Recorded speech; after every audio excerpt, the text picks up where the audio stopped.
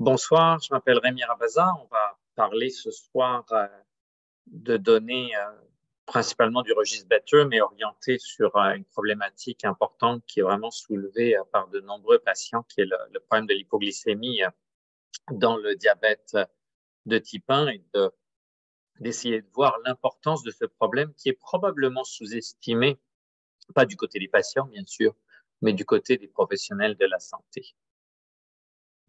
Oups. Voilà.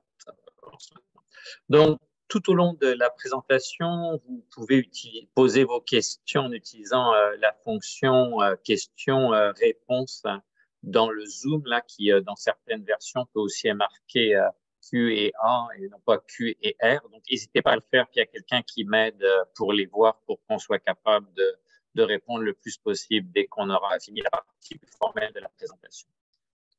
On va parler des différents niveaux d'hypoglycémie. Il n'y a pas deux épisodes qui sont pareils. Pour un même niveau de glycémie, il peut y avoir des circonstances extrêmement différentes qui vont changer énormément le vécu du ou de la patiente. On va essayer de parler des conséquences de l'hypoglycémie, peut-être de certaines qui sont sous le radar. Puis on va aussi parler des moyens pour essayer de limiter les hypoglycémies et puis des recherches en cours.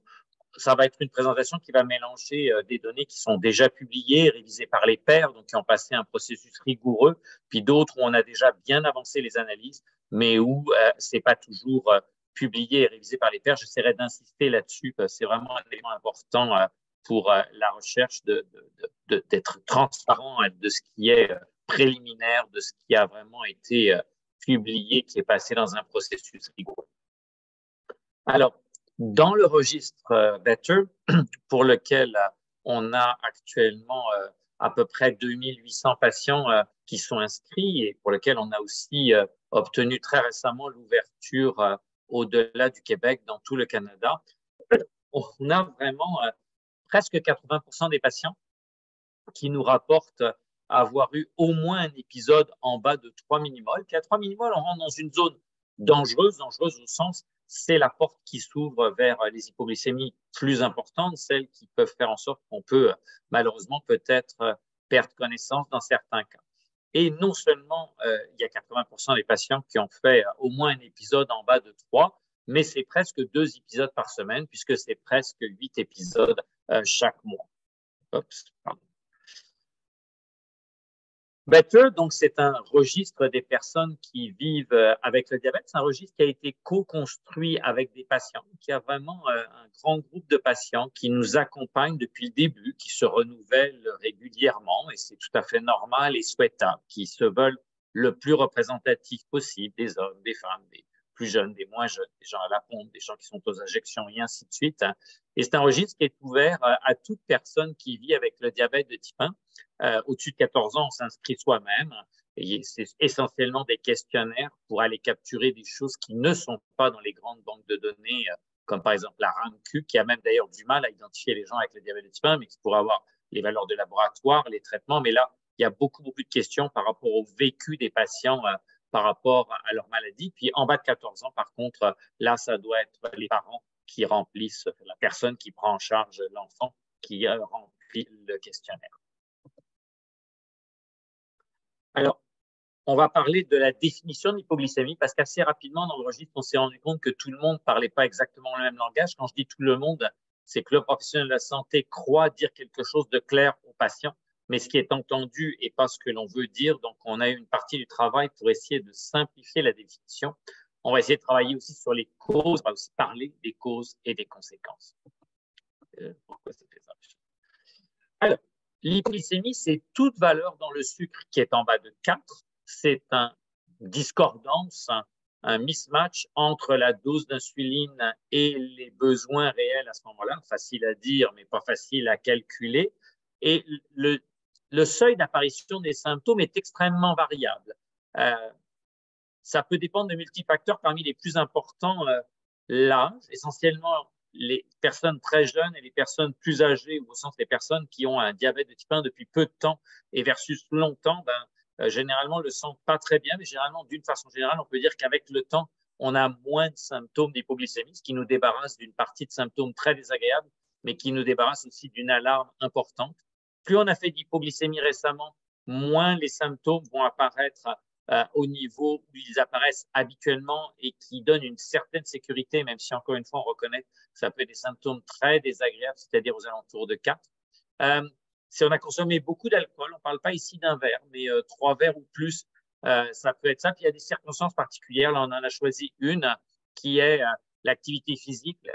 L'hypoglycémie, ça peut donner des sueurs, de la transpiration, des palpitations. Ben, si on va faire un jogging, on devrait avoir à peu près la même chose. Puis à côté, vous voyez tout un tas de petites bulles qui vont représenter des symptômes et des fois des conséquences, comme par exemple, si on a fait une hypoglycémie la nuit, à peu près 8 fois sur 10, on ne va pas la sentir. Quand on compare les courbes de glycémie aux symptômes rapportés par les patients, c'est à peu près 8 fois sur 10 que c'est non ressenti. Et des fois, la seule chose qu'on va voir, c'est une hyperglycémie rebond le matin. Ça peut être très perturbant pour le patient s'il il ou elle n'a pas de la lecture de glycémie parce qu'il va penser que la glycémie est élevée toute la nuit alors qu'en fait, on voit le rebond un peu comme une balle de tennis qu'on reverrait repasser au-dessus du filet, alors qu'en fait, elle a déjà frappé le sol étant ici la ligne de l'hypoglycémie.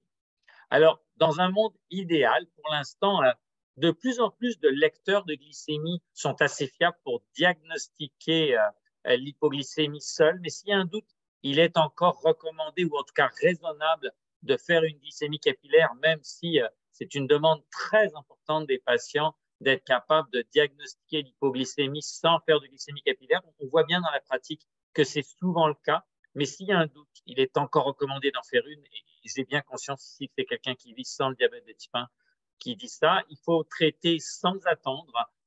On voit vraiment certains patients qui sont réticents à traiter. On peut comprendre que c'est tellement fréquent ces épisodes qu'on peut être tanné de se traiter à un moment. La règle actuelle, c'est de prendre 15 grammes de glucides, d'attendre 15 minutes et de voir pour remonter. Pourquoi? Parce que dans les années 1980, on a montré que 15 grammes de glucides permettaient de remonter d'un peu plus de 1 millimol, entre 1 et 1,5 millimol, et que la majorité des patients allaient se traiter entre 3 et 3,5, ce qui devrait permettre de sortir d'hypoglycémie. Vous verrez dans la dernière partie de la présentation, on est assez circonspect sur ça et les patients sont très circonspects sur cette règle et c'est donc une règle qui est suspecte au sens où les patients ne la suivent pas et ça serait probablement un cas tout à fait unique dans la santé où la même règle serait applicable le matin, le midi, le soir, avant, après les repas, avant, après le sport, chez les jeunes, chez les vieux, chez les gros, chez les minces, chez les hommes, chez les femmes et ainsi de suite. C'est probablement une simplification très importante de ça. Il faut revérifier sa glycémie. On en reparlera tout à l'heure, mais dans les limites qu'il faut connaître des lecteurs de glycémie, c'est qu'ils sont toujours en retard par rapport à la glycémie réelle. Donc, une glycémie qui descend rapidement dans le sang et qui nous dit qu'on est, par exemple, à 4, pardon, qui descend rapidement dans le sang à 4, il est tout à fait possible que le capteur, lui, ne soit qu'à 4,5, 4,6 ou 4,7, dépendant de la vitesse de descente. Même chose quand on va sortir de l'hypoglycémie, la glycémie dans le sang va commencer à remonter avant la glycémie du capteur et on pourrait avoir tendance à se surtraiter si jamais on ne se base que sur le capteur. Là aussi, l'industrie travaille fort pour essayer de mieux estimer la sortie de l'hypoglycémie sans capteur, l'idée étant de se débarrasser le plus possible des glycémies capillaires sans forcément aller jusqu'aux règles de la RAMQ contre lesquelles je fais partie des gens qui se bagarrent. Ceux d'entre vous qui ont Dexcom G6 savent que la RAMQ a énormément limité les bandelettes. Puis bien entendu, on va essayer d'identifier la cause, plus facile à dire qu'à faire, mais pour essayer d'éviter qu'on reproduise les mêmes causes, reproduise les mêmes effets. Alors, si on essaie de regarder les hypoglycémies plus sévères, tout à l'heure, on a parlé de 80% des patients qui faisaient presque 8 épisodes par mois en bas de 3. L'hypoglycémie sévère, ça c'est vraiment quand on n'est pas capable de se traiter tout seul. C'est à peu près 13% des personnes dans le registre BETE qui rapportent avoir fait au moins un épisode. Mais parmi ceux-là, c'est 2 épisodes. Et en fait, un des principaux facteurs de risque de l'hypoglycémie sévère, c'est d'en avoir fait un. Le deuxième, c'est la dernière bulle tout à droite, c'est le fait de moins bien sentir des symptômes, d'avoir moins de symptômes ou que ces symptômes apparaissent beaucoup plus bas, comme mettons, par exemple, 3 au lieu de avant, c'était 4. Et ça augmente effectivement parce qu'encore une fois, on perd ce symptôme très, très désagréable, mais on perd aussi l'alarme qui nous permet de détecter l'hypoglycémie et d'agir. Alors, L'hypoglycémie sévère, quand on a parlé avec les patients qui nous aident dans le registre à poser les questions, à établir ce qui est important, la vraie définition d'hypoglycémie sévère médicale, on sait que les professionnels de santé ne prennent pas toujours le temps de tout dire, mais c'est la nécessité de l'intervention d'une tierce personne ou le besoin d'utiliser le glucagon, pour lequel je rappelle qu'il y a maintenant un spray nasal qui est largement bien remboursé par la RAMQ qui s'appelle le Baqsimi, ou l'intervention de professionnels de santé, une hospitalisation, une perte de conscience, et la formule complète comprend aussi le terme de dysfonction cognitive. Puis les patients partenaires nous ont bien expliqué que, d'une part, l'aide d'une tierce personne, c'est extrêmement variable. Si on est sur son sofa, comme je suis ce soir, puis qu'on dit à son ou à sa partenaire de vie, je suis un peu bas, amène-moi un jus. Pour un professionnel de santé, c'est une hypoglycémie sévère, et pour un patient, c'est clairement pas une hypoglycémie sévère. Puis si on va tout l'autre bout ils ont critiqué tous les éléments de tout ça, mais dysfonction cognitive, beaucoup de patients nous ont dit, pour nous, ça veut plutôt dire démence. On est peut-être un peu moins bright au moment d'une hypoglycémie, mais on n'est certainement pas dément. Ils nous ont aussi expliqué que c'était pour eux, dysfonction cognitive, c'est un état permanent, alors que pour les médecins, c'est un état transitoire. Bref, quand un professionnel de santé prend le temps de donner bien toute la phrase, ce qu'il ou elle ne fait pas tout le temps, incluant celui qui vous parle, le patient n'entend pas exactement ce que le médecin demande. Et donc, on a travaillé avec ce groupe de patients pour essayer de trouver une définition plus simple qui permette de se comprendre. Et elle a été validée sur 1400 patients, les patients du registre Better. Et la définition est toute simple. C'est un taux de sucre faible qu'on n'aurait pas été capable de traiter tout seul. Et on s'est assuré avec tout ça qu'on capturait exactement les mêmes épisodes et qu'on avait vraiment quelque chose qui était cohérent. En d'autres termes, là, on a quelque chose que les patients comprennent. Est-ce qu'on capture la même chose? Et la réponse est oui, on capture la même chose au sens où la relation avec ce qu'on appelle dans notre jargon à nous les facteurs de risque, le fait d'avoir déjà fait malheureusement une hypoglycémie sévère avant, le fait d'être souvent un petit peu plus âgé dans le diabète, et surtout, comme sur la diapositive, le fait d'avoir des symptômes qui apparaissent de plus en plus bas, qui se traduit par un risque de plus en plus élevé d'hypoglycémie sévère.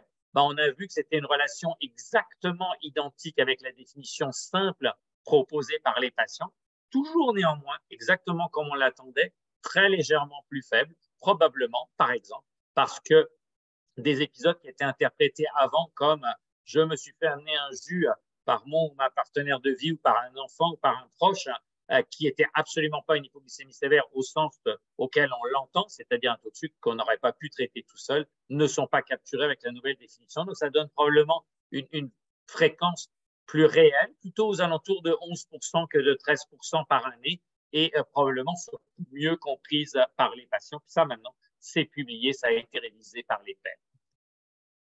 Alors, comment on traite tout ça? On traite ça avec, quand la plupart du temps, largement plus de 90% des épisodes dans le registre Better, les patients nous disent, j'ai quand même été capable de me traiter avec des glucides par la bouche, mais dans certains cas, par exemple, si le ou la patiente n'est plus capable d'avaler ou si l'intervention du proche fait que quand on donne des glucides, le ou la patiente se met à tousser, ce qui veut dire que ça ne descend pas dans l'estomac, mais dans les poumons, ce n'est pas bon signe. Et bien entendu, a fortiori, si le ou la patiente ont perdu conscience, à ce moment-là, il faut utiliser le glucagon. On voit aussi dans le registre Better qu'il y a trop de patients qui ne prennent pas le glucagon avec eux à la pharmacie, ou même 20% des gens du registre Better nous disent qu'on ne leur a jamais prescrit le glucagon. C'est un peu comme un épipène pour une allergie, l'hypoglycémie sévère étant un épisode très rare, mais très traumatisant pour tout le monde. Et le glucagon permet vraiment de traiter très efficacement. Et ce spray nasal qui a été développé au Québec avant d'être acheté par une compagnie américaine est vraiment reconditionné d'une façon très simple, très efficace, à un ancien produit. C'est stable à température ambiante, c'est stable plus longtemps. Et le seul inconvénient qu'on a vu, c'est aussi efficace que le traitement injectable. Un petit peu plus de mal de tête, mais on peut en avoir même avec le glucagon injectable après une hypoglycémie sévère. Alors, il y a des petites listes et on a ces documents qui sont assez téléchargés sur notre site, le site web de l'étude Type 1 Better. Puis pour ceux d'entre vous qui le veulent, là, avec le téléphone cellulaire, vous pouvez scanner le code QR.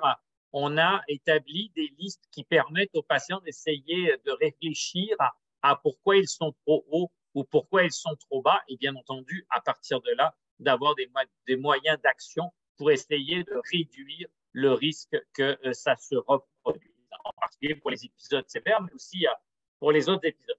Puis, parmi les conséquences, il y a celles qui sont craintes des patients et décrites. Alors, par exemple, il faut comprendre qu'ici, on parle d'association et pas forcément de relation de cause à effet.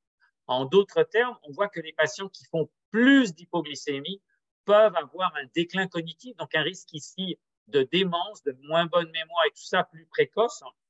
Par contre, on ne sait pas du tout qui est la poule et l'œuf et on n'est pas sûr qu'il y ait une relation causale directe entre les deux.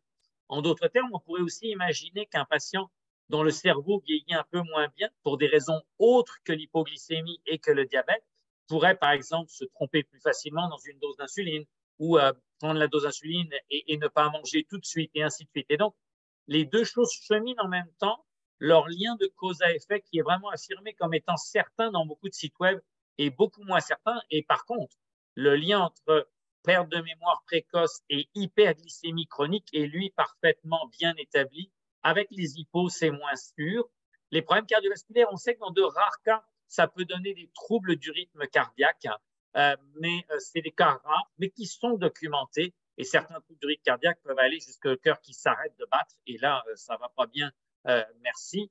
Et puis enfin, on sait aussi que les hypoglycémies peuvent créer une petite inflammation dans le sang, puis des petites réactions des vaisseaux qui peuvent, dans certains cas, conduire à l'athérosclérose, là, les phénomènes qui bouchent les vaisseaux.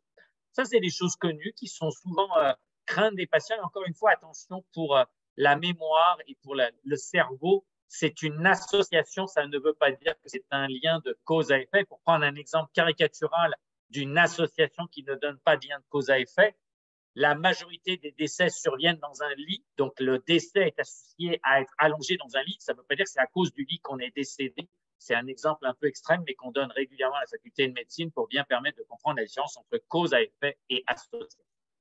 Alors, pareil pour les causes. J'ai l'impression que je bouge dans le mauvais sens. Pardon, je ne vais pas dans le bon sens. Ah, je viens de comprendre la bêtise. Excusez-moi. Je reviens là. Donc, si on va un petit peu plus loin dans des causes qui sont moins bien étudiées, mais il y a quand même des études de ce point de vue-là, il est clair que les hypoglycémies, surtout sérieuses, en bas de 3 ou sévères avec le besoin de l'aide d'une tierce personne, altèrent la qualité de vie, déclenchent une peur et une anxiété de l'hypoglycémie chez une fraction non négligeable des patients, interfèrent de façon importante avec les activités de la vie courante, par exemple, annuler une sortie ou arriver en retard au travail, et clairement ne sont pas excellents en termes de productivité. Alors, ce qu'on a regardé dans le registre Better, c'est qu'est-ce que les patients nous rapportent qu'ils font après une hypoglycémie. Et ça, par exemple, jamais la RAMQ n'aura ces informations-là de point de vue-là.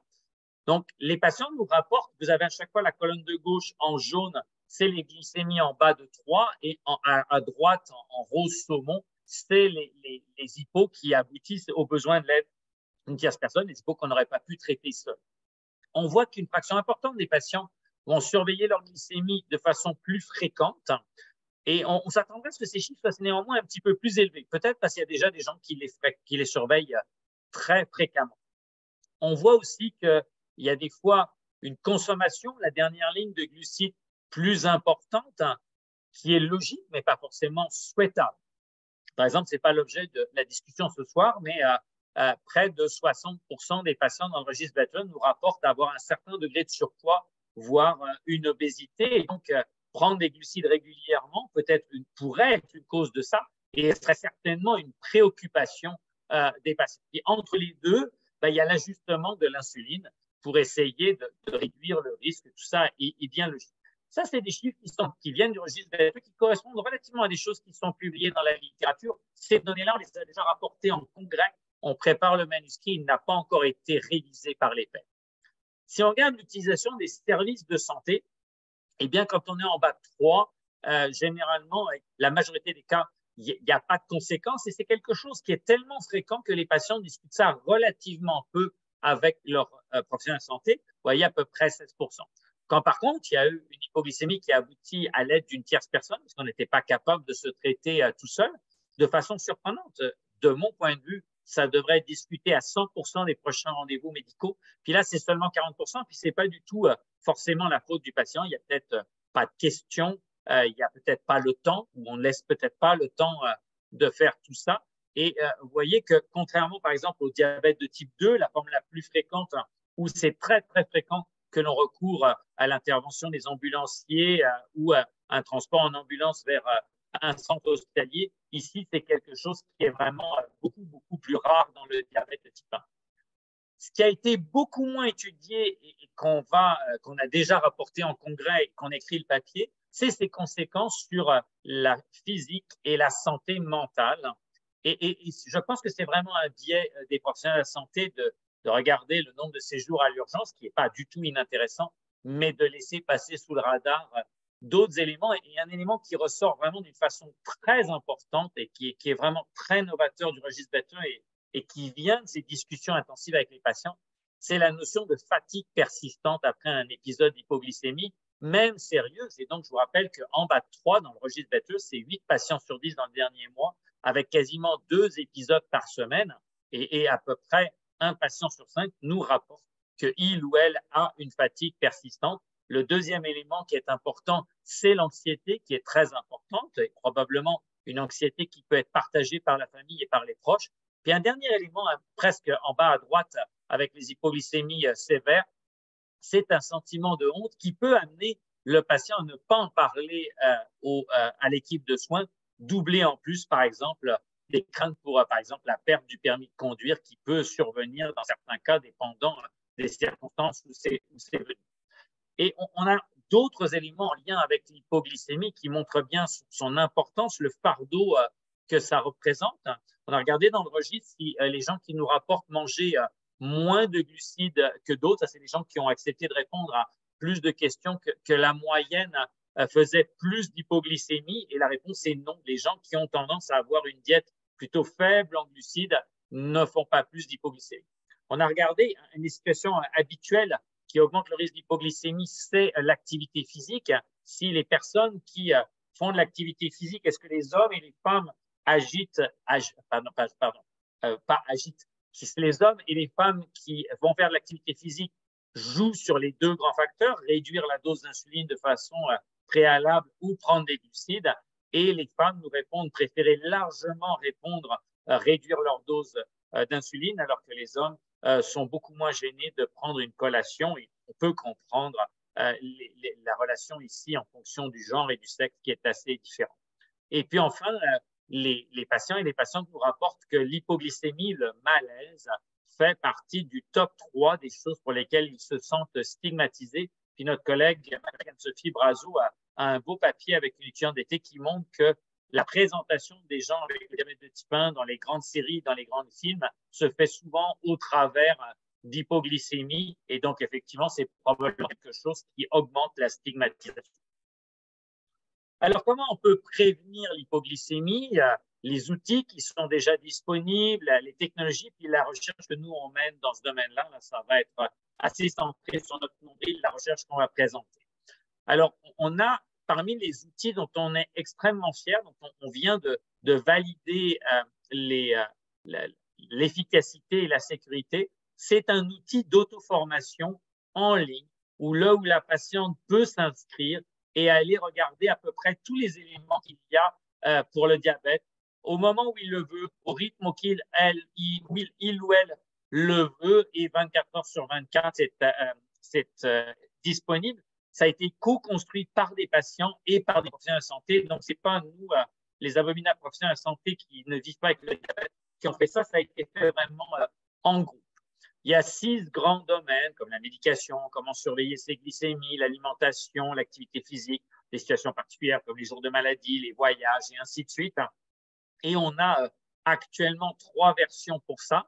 Une version pour les adultes, une version pour les professionnels de la santé, parce qu'on a rapidement identifié que dans de nombreux endroits, les patients qui vivent avec le diabète de type 1 sont les 2 ou 3 suivis seulement dans un groupe de médecine familiale. Par exemple, il y a 3 régions au Québec où on sait qu'il n'y a aucun support direct vraiment efficace pour les patients avec le diabète de type 1, comme par exemple la Côte-Nord, la Gaspésie, île de la Madeleine ou le Témiscamingue. En tout cas, ces ressources sont extrêmement rare pour ça, donc permettre aux professionnels de santé là-bas de se former. Puis, les jeunes qu'on appelle en transition pour nous, là, qui sont dans la période de passer du milieu pédiatrique au milieu adulte, nous ont demandé des choses particulières, comme par exemple la demande pour les rapports entre le diabète et l'alcool était beaucoup plus nette chez ces jeunes-là. Et ce qu'on a fait avec ces choses-là, c'est que, par exemple, pour la partie adulte, le manuscrit, en fait, a été accepté cet après-midi. Donc, c'est quelque chose qui est maintenant révisé par les pairs. Les adultes qui ont participé à ça, plus d'une centaine, ont énormément apprécié l'outil en ligne, ont apprécié les fonctionnalités, le fait de pouvoir télécharger des PDF, par exemple. C'est plutôt les gens de mon âge qui ont aimé télécharger les PDF.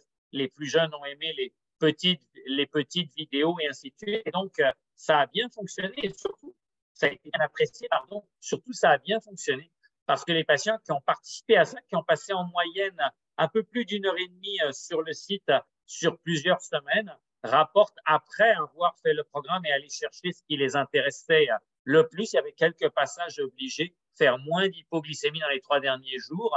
Les patients qui avaient une crainte élevée des hypoglycémies ont été réduits de presque moitié, ce qui est quand même assez impressionnant.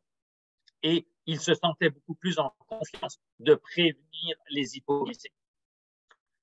Alors, il y a des technologies qui sont maintenant disponibles et qui sont assez largement remboursées par la RAMQ. Et quand c'est remboursé par la RAMQ, les assurances privées doivent le faire. Il y a des lecteurs de glycémie. Il y en a maintenant 2 sur le marché avec les alarmes. Une alarme, ça permet de prévenir le patient. Il y a toujours la facilité de voir les visions globales. Il existe un capteur qui n'a pas d'alarme qui peut être préféré par certains patients. Pourquoi? Parce qu'il faut trouver un compromis entre l'utilité de l'alarme et la fatigue reliée aux alertes et toujours penser qu'il y a un délai. Le mot-clé à retenir, c'est que les glycémies du capteur sont toujours un peu en retard par rapport à la réalité. Quand ça varie vite, on peut retenir entre 10 et 15 minutes de retard comme un ordre d'idée important pour ça. Ça permet aussi d'avoir une vision globale des glycémies avec le temps dans l'acide, qui est le temps passé enregistré par le capteur entre 4 et 10.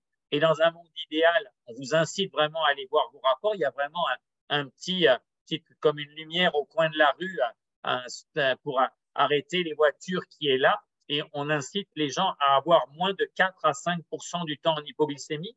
1 du temps, c'est 15 minutes. Donc, 4 du temps, c'est 1 heure par jour en hypoglycémie et viser 70 du temps ou plus dans les cibles. Quand on a 70 du temps ou plus dans les cibles, on va se retrouver avec une hémoglobine glyquée en bas de 7 qui est la valeur à partir de laquelle on peut assurer aux patients que le risque de développer ou d'aggraver des complications des yeux, des reins, des nerfs, par exemple, est nul.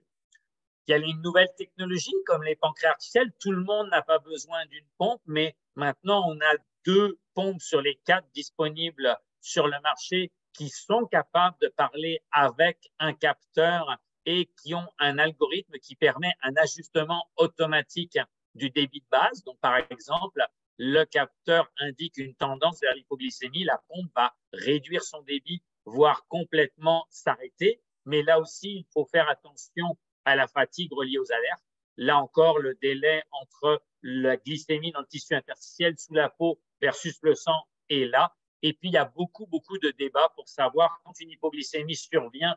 Finalement, il y en a beaucoup moins avec ça. Pour vous donner un ordre d'idée, en moyenne, quand les gens passent d'une pompe classique à une pompe qui est en boucle fermée, comme ça, avec l'algorithme, on gagne à peu près 3 heures de plus par jour dans les cibles, une demi-heure de moins en hypo et à peu près 12h30 de moins en hyper. Et généralement, on améliore pas mal l'hémoglobine glyquée, 0,3% quand on était proche du 7%, plutôt de l'ordre de 0,7 à 1% si on avait une hémoglobine glyquée plus élevée avant.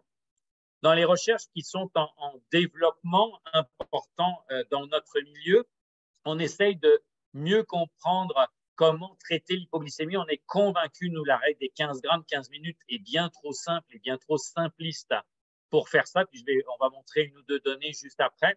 Il y a des crayons qui permettent d'injecter le glucagon un peu comme un épipène, donc un crayon qui permettrait de jouer sur la dose, de ne pas toujours avoir la grosse dose qu'il y a dans le glucagon injectable ou dans le Baqsimi pour permettre d'avoir des petites quantités à certains moments. Il y a des pompes qui pourraient maintenant contenir pas juste l'insuline, qui est bien entendu fondamentale dans le diabète de type 1, mais une petite dose de glucagon, la même chose que dans le crayon, et qui permettrait d'avoir une réduction encore plus nette du risque d'hypoglycémie relié à ça. Puis les données qu'on a, nous, et puis il y a une équipe à McGill qui travaille là-dessus, montrent vraiment que c'est probable. Est-ce que ça va valoir le coup? Par contre, ça fonctionne bien dans certaines situations au laboratoire. Est-ce que la complexité additionnelle, le coût additionnel va valoir le coup? C'est autre chose.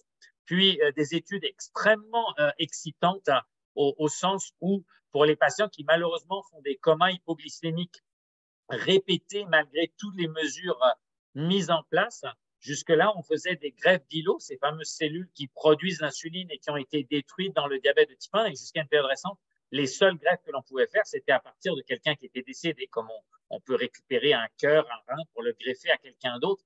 Et là, il y a une étude qui débute à Montréal, à cheval sur l'Université McGill et l'IRCM où je travaille, qui va permettre de greffer à ces patients, c'est encore de la recherche, mais c'est de la recherche chez l'humain, des îlots non pas qui viennent de personnes décédées, mais des îlots qui sont produits au laboratoire au besoin. C'est un pas énorme d'être capable de faire ça. Les 2 derniers patients qui ont bénéficié de ce traitement-là ne prennent plus d'insuline, mais par contre, il faut prendre un traitement antiargénique qui a ses propres problèmes, mais c'est une recherche qui est maintenant disponible, qui est extrêmement intéressante, à mon avis, pour les patients des comas hypoglycémiques réguliers.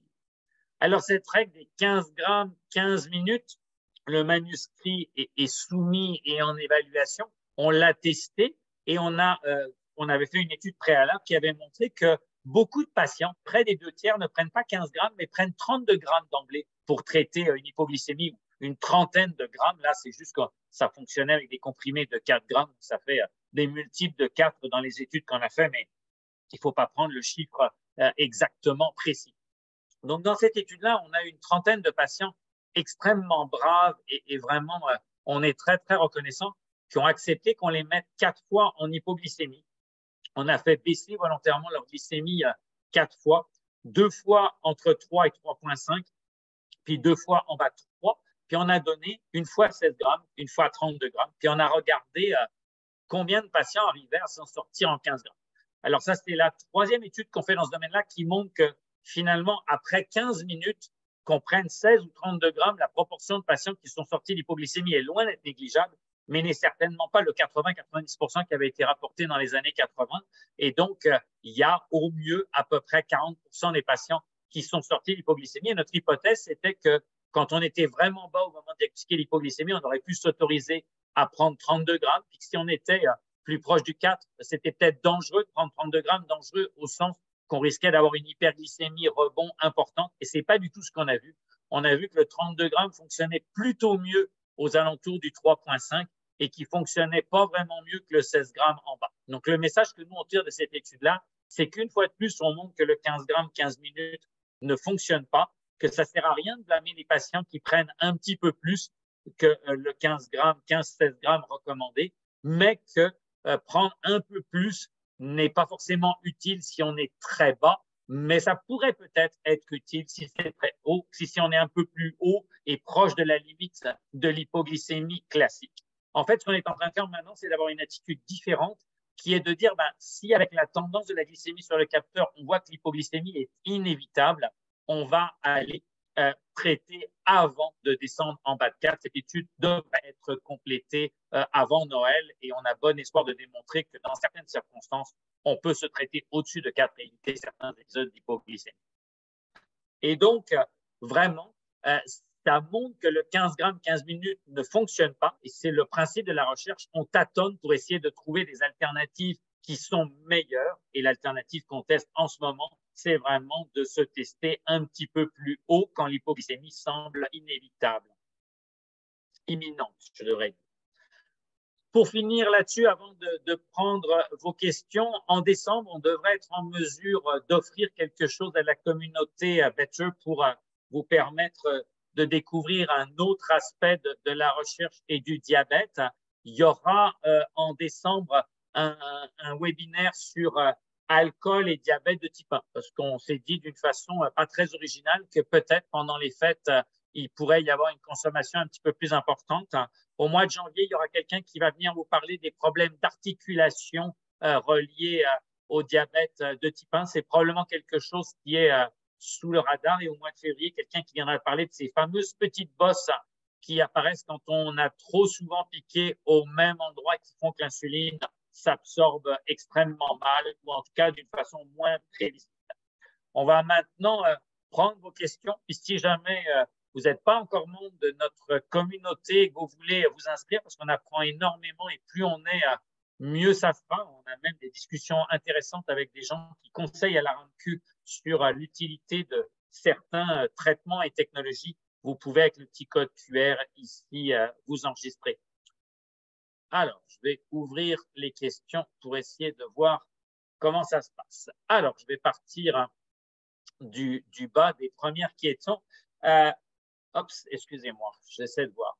Quels sont les effets des hypoglycémies au niveau du cerveau et au niveau cognitif? Alors, il est possible que les hypoglycémies puissent faire baisser la mémoire un petit peu plus vite, mais comme je l'ai dit, les hypoglycémies, c'est pas sûr que ça fasse directement baisser la mémoire au long cours. Ce sont des choses qui semblent associées plus qu'une relation causale, donc on ne peut pas l'exclure, mais c'est beaucoup moins net que c'est marqué dans certains endroits de l'Internet. Il y a quelqu'un qui, après ça, pose une question sur le transfert avec ce qu'on appelle les biosimilaires, les insulines génériques. Donc, l'Humalog a été remplacé par l'Admelog, la Novorapid a été remplacée par la Trurapid, puis il y a 2 nouveaux génériques qui s'en viennent à relativement court terme. Puis, il y a des gens qui, la question, c'est, je trouve que mes glycémies sont moins bien contrôlées depuis que j'ai la copie, que j'ai plus l'original. Est-ce que c'est les hasards ou est-ce que je réagis pas bien à cette insuline? Donc, en moyenne, l'Admelog, c'est totalement similaire à l'Humalog. Et en moyenne, la Trurapid, c'est totalement similaire à la Novorapid. Donc, les études montrent qu'en moyenne, c'est la même chose. Les études n'ont pas été faites et ne permettent pas de savoir s'il y a des patients qui réagissent moins bien ou mieux à ces autres insulines. En d'autres termes, ce n'est pas parce que la moyenne est la même qu'il n'y a pas des gens qui sont des écarts. Donc, la réponse, M. Durocher, c'est il est possible que ce changement soit responsable de ça. C'est peu probable, mais on ne peut pas l'exclure. Est-ce qu'une glycémie à 3,8 sur une longue période au réveil devrait être traitée? Et je présume que mes hormones ont été capables de réguler la glycémie. Non, si votre glycémie est normale au réveil, il n'y a pas de problème. Il faut aussi penser à une chose que des fois, une des raisons où les capteurs peuvent des fois dire qu'on est en hypoglycémie alors qu'on ne l'est pas vraiment, c'est quand ça a appuyé régulièrement sur le capteur. Donc, si votre capteur est par exemple sur le bras et que vous dormez sur le côté, ça va avoir tendance à donner des chiffres un peu plus bas que la réalité. Donc, non, si la glycémie est revenue à la normale le matin, il n'est pas nécessaire de reprendre du sucre en plus de ça. Le traitement de l'hypoglycémie et les patients qui ont des gros problèmes rénaux, est-ce que ça pourrait faire? Là, on va vous répondre en direct ici. C'est vrai que quand il y a de l'insuffisance rénale importante, le traitement, la réponse est un peu différente quand on a de l'insuffisance rénale, quand on est en dialyse. Il y a des choses qui sont différentes, c'est assez spécifique. Puis, un membre de l'équipe va venir vous répondre pour ça. Combien de minutes ça prend quand on remonte d'une hypoglycémie? C'est long. Généralement, nous, on est une des rares équipes à mener des études dans ce domaine-là. Et en gros, la moyenne, c'est 30 minutes, mais avec une énorme variabilité d'un patient à l'autre et chez un même patient. Et donc, ça met de plus en plus de temps à remonter, en tout cas, beaucoup plus qu'historiquement ça l'était. Je pense qu'on a vraiment tendance à découvrir ça. Nous, on a du mal à convaincre les autres chercheurs que ça existe. Et je crois que la principale de la recherche, ça devait être de trouver des façons que ça sorte en 15 minutes. En 15 minutes, c'est déjà long. Et donc, en moyenne, dans nos études, c'est 27 à 30 minutes. Mais encore une fois, Madame Saint-Pierre, avec une énorme variabilité d'un moment à l'autre. Est-ce que si mon capteur de glycémie, il a indiqué très, très bas et que j'ai pu corriger moi-même, c'est encore une hypoglycémie sévère? Non, mais quand vraiment ça indique bas, alors il faut savoir que les capteurs de glycémie, plus on descend bas, là, en bas de 3,4 avec un des deux capteurs, 3,5 à peu près avec l'autre, on voit vraiment que les capteurs sont moins précis. Mais donc, si vous avez été capable de vous traiter par vous-même, ce n'est pas une hypoglycémie sévère. S'il y avait peu ou pas de symptômes, ça veut dire que vous êtes un peu plus à risque. Quand on vit avec la maladie cœliaque, est-ce qu'on devrait se traiter différemment? La réponse n'est pas vraiment. Les glucides purs, comme les comprimés, comme les Dex4, là, ne donnent pas de problème. Par contre, il est sûr que si malheureusement pour la maladie cœliaque, qui est l'intolérance au gluten, qui donne une certaine inflammation auprès du tube digestif, si elle n'est pas bien contrôlée, la correction de l'hypoglycémie, ça pourrait être un des facteurs qui fait que ça s'absorbe moins vite et donc que ça prend plus longtemps à faire. Difficile de savoir à quel niveau on demande de l'aide. Effectivement, ça va dépendre énormément de tout un tas de circonstances. Ce qu'on disait, nous, dans les choses qui ont dire, c'est vraiment que c'est le moment où on sait qu'on n'aurait pas été capable de se traiter tout seul. Les stylos intelligents qui vont permettre d'aider les gens pour la glycémie ou les stylos de glucagon, ça ne va pas arriver encore avant quelques mois au mieux. Une hypoglycémie sans signe, c'est vraiment une hypoglycémie où on n'a pas été capable d'avoir des signes. Et ça, c'est souvent qu'on en fait un peu trop, qu'on les sent moins bien. Et ça, c'est vraiment un signal d'alerte qu'on est plus à risque que la moyenne de faire une hypoglycémie sévère. Il faut faire attendre. Attendre 15 minutes, c'est difficile. La réponse est très claire. Oui, on veut une correction immédiate. Et de ce point de vue-là, probablement que les petites doses de glucagon permettront d'aider. Est-ce qu'on devrait faire une relation entre une hypoglycémie sévère, des convulsions et une perte de mémoire? À court terme, oui, c'est possible. Le lien à long terme, c'est comme la première question à laquelle j'ai répondu, probablement pas. Est-ce que les passages à nouveau entre les originaux et les biosimilaires nécessitent des ajustements? En moyenne, non. On ne peut pas exclure que chez certains patients, ça pourrait être ça. Est-ce que l'hypoglycémie pourrait poser des problèmes pour les artères comme l'athérosclérose, les problèmes de cœur? La réponse est oui au laboratoire, non pas prouvé chez l'humain ici, mais c'est possible, peut-être même probable. J'essaie de ne pas louper les choses et d'aller vite parce qu'il ne nous reste pas beaucoup de temps. Comment considérer les patients qui ressentent des symptômes d'hypoglycémie avec les glycémies au-dessus de 4? La réponse est oui. Quand on a été élevé longtemps, quand notre moyenne glycémique est élevée longtemps, on va avoir des symptômes au-dessus de 4. Et pour se débarrasser de ces symptômes désagréables et les ramener à 4, il faut améliorer les glycémies, mais le faire lentement. Il y a des gens qui trouvent qu'ils peuvent avoir des douleurs importantes en utilisant le Baqsimi au niveau du nez. C'est vrai, ce sont des complications rares, mais possibles du Baqsimi qui est en moyenne très apprécié par les patients.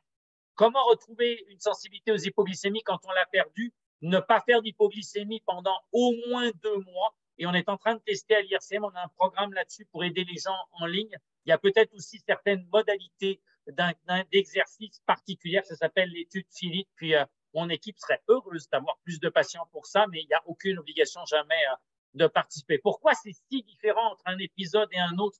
Les symptômes, probablement parce que la vitesse de descente a un élément important, mais il y a plein d'autres facteurs qui rentrent là-dedans.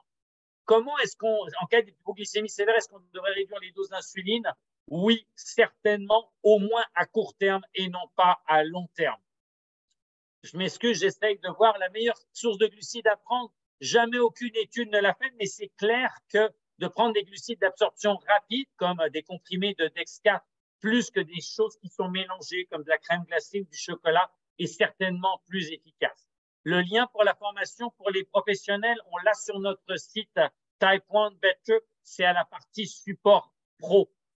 Et je m'excuse, j'ai l'impression que j'en ai loupé quelqu'un. Et comment s'empêcher de devenir anxieux ou tout ça avec les hypoglycémies? C'est trouver une espèce de zone de confort où le patient est confortable.